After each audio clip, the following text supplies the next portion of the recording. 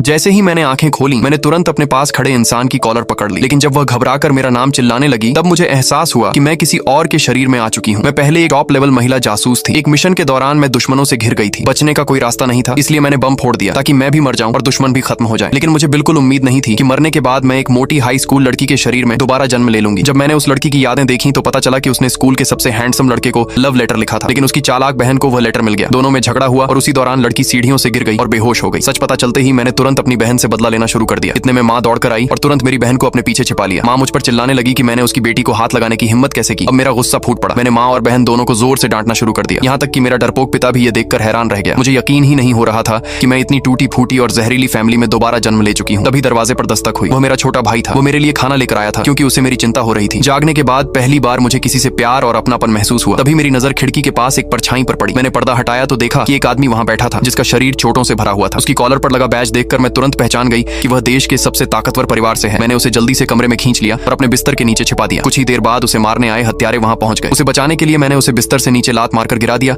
और खुद कंबल ओढ़कर सोने का नाटक करने लगी। हत्यारों ने कमरे में झांका, मुझे सोता हुआ देखा और वापस चले गए। उनके जाने के बाद मैंने उस आदमी के घावों का इलाज किया और उसकी कमर पर एक खास तरह की गांठ बांधी। जैसे ही मैंने वह गांठ बांधी वह आदमी एकदम चौंक गया। 3 साल पहले एक रहस्यमयी महिला ने उसकी जान बचाई थी और बिल्कुल यही गांठ बांधी थी, लेकिन मुझे उसके इस रिएक्शन का पता नहीं चला। मैंने बस उससे कहा कि वह जल्दी से यहाँ से भाग जाए। कुछ मिनट बाद मेरे फोन पर एक नोटिफिकेशन आया। किसी ने मेरे अकाउंट में $10 मिलियन ट्रांसफर कर दिए थे। उसी समय मेरी बहन ने मुझे नीचे खाने के लिए बुलाया, लेकिन जैसे ही मैं खाने की टेबल पर बैठी माँ फिर से मुझे ताने मारने लगी। तुरंत मुझे याद आ गया कि इस लड़की को घर में कितना तंग किया जाता था। गुस्से में मैंने पूरी टेबल पलट दी और वहां से चली गई। बाद में मुझे बहुत भूख लगी तो मैं खाने के लिए गई, लेकिन वहां देखा कि मेरा भाई मेरा इंतजार कर रहा था। मैंने उससे कहा कि मैं उसकी टांग जरूर ठीक कर दूंगी। मेरा भाई मजाक में बोला, अगर तुम इतनी ही काबिल हो तो पहले अपना वजन कम कर लो। उसकी यह बात मेरे दिल पर लग गई। मैंने तुरंत खतरनाक वजन कम करने का प्लान बना लिया। मेरा भाई पूरे समय मुझे हौसला देता रहा। मेरी मजबूत इच्छा शक्ति की वजह से सिर्फ 1 महीने में सब लोग हैरान रह गए। एक दिन मेरे भाई ने याद दिलाया कि जल्दी ही स्कूल शुरू होने वाला है। तभी मुझे याद आया कि असली लड़की को स्कूल में कितनी बेइज्जती झेलनी पड़ी थी, सिर्फ इसलिए क्योंकि वह उस हैंडसम लड़के को पसंद करती थी। उसे बाथरूम में बंद कर दिया गया था और सबके सामने उसकी बेइज्जती की गई थी और वह लड़का भी चुप रहा। उसने उसकी मदद तक नहीं की। लेकिन अब मैं वापस आ चुकी हूँ। अब इन लोगों को उनके की सजा जरूर मिलेगी। जब मैं स्कूल पहुंची तो जो लड़कियां मुझे तंग करती थी वे अभी भी